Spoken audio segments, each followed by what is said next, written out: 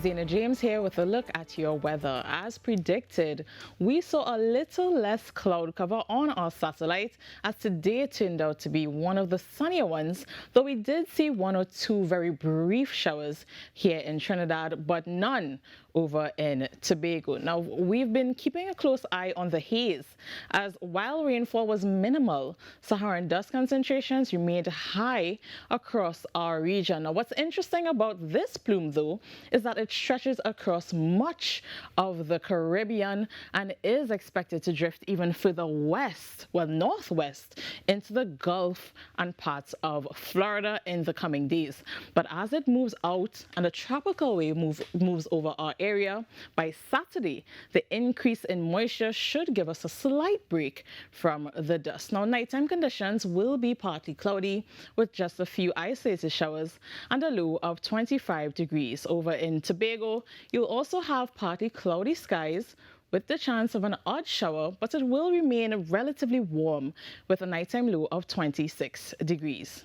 And as we head into Friday, our next tropical wave isn't too far away. Instability ahead of that wave is expected to affect us by tomorrow afternoon, while the bulk of the axis of that wave is set to reach us by Saturday, like I said before. So for Friday's forecast, we're looking to expect a mostly sunny start, but cloudiness will begin to build by midday, bringing instances of showers and a medium chance for isolated thunderstorms in the afternoon. Now, during heavier downpours, watch out for street flooding and gusty winds, and please avoid traversing any flood waters. Temperature-wise, we'll peak around 31 degrees near midday, but increasing cloud cover should help to cool things off a bit by the afternoon time.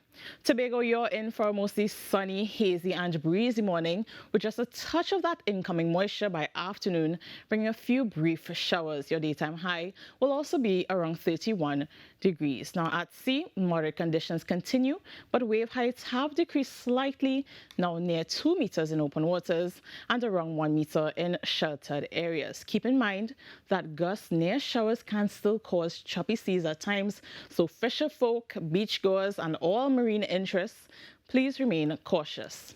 And here's a look at our tides for Friday, both high and low tide times. But remember, spring tides are still in effect, so exercise caution during any near-shore activity as tides may rise higher or recede farther than usual. And finally, as we move deeper into the hurricane season, we'll continue monitoring any potential development.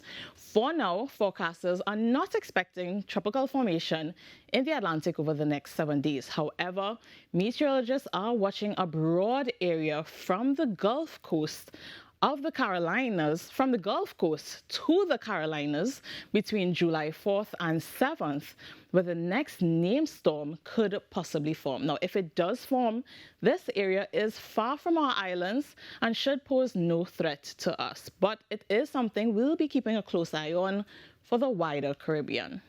Now, that's all from me for now. Be sure to tune in tomorrow as we closely monitor the approaching tropical wave and bring you the latest on any incoming impacts.